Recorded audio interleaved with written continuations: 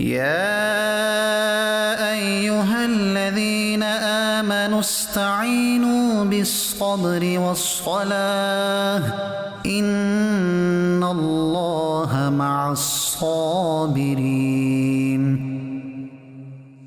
اے ایمان والو، صبر اور نماز سے مدد چاہو، بے شک اللہ صابروں کے ساتھ ہے۔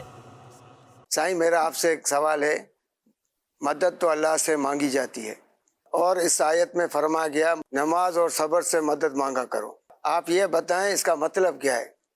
سائیں اس کا مطلب یہ ہے کہ جب کبھی پریشانی آئے، مصیبت آئے، جب آپ ٹینشن کا شکار ہوں تو اس وقت نماز پڑھ کے اللہ سے مدد مانگی جائے۔ نماز کس لیے پڑھی جاتی ہے؟ اللہ کے لیے پڑھی جاتی ہے نا۔ نماز میں ہم اللہ کو سجدہ کرتے ہیں، نماز میں ہم اللہ کی عبادت کرتے ہیں، تسبیحات پڑھتے ہیں، تو نماز اللہ ہی کے لیے پڑھی جاتی ہے۔ تو نماز پڑھ کے مدد کس سے مانگنی ہے؟ اللہ سے مدد مانگنی ہے۔ اچھا، نماز پڑھنے سے کیا ہوگا؟ نماز پڑھنے سے دل کو سکون ملے گا۔ نماز پڑھ کر اللہ سے جب دعا کریں گے انشاءاللہ دعا قبول ہوگی۔ نماز پڑھنے سے مشکلات دور ہوتی ہیں۔ نماز پڑھنے کے بہت سارے فائدے ہیں۔ ایک سب سے بڑا فائدہ کیا ہے کہ نماز پڑھنے سے بندے پر اللہ کی رحمتیں نازل ہوتی ہیں، اور جب بندے پر اللہ کی رحمتیں نازل ہوں گی تو انشاءاللہ مشکلات دور ہوں گی، آسانیاں آئیں گی۔ تو یہ ہے نماز سے مدد مانگنے کا مطلب۔ حضرت میں ابھی کچھ آپ سے پوچھنا چاہتا ہوں۔ پوچھئے، آپ کیا پوچھنا چاہتے ہیں؟ صبر سے مدد مانگنا آسان کر کے سمجھا دیں۔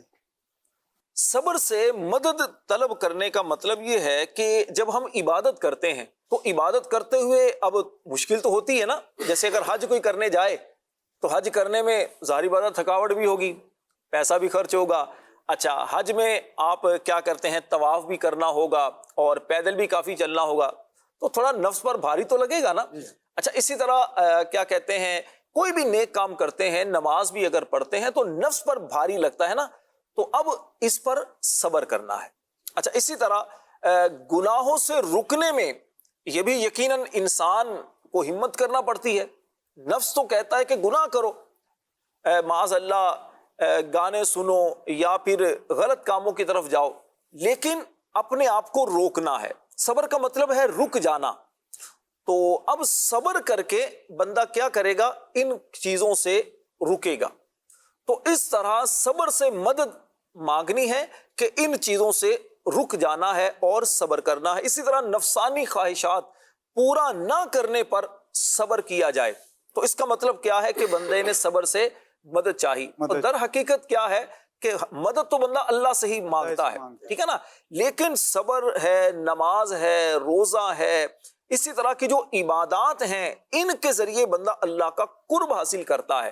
تو اس سے بندے کو ایک مدد ملتی ہے، ایک حوصلہ ملتا ہے، اور نیکی کرنے کی طرف بندہ راغب ہوتا ہے، رغبت اس کو ملتی ہے۔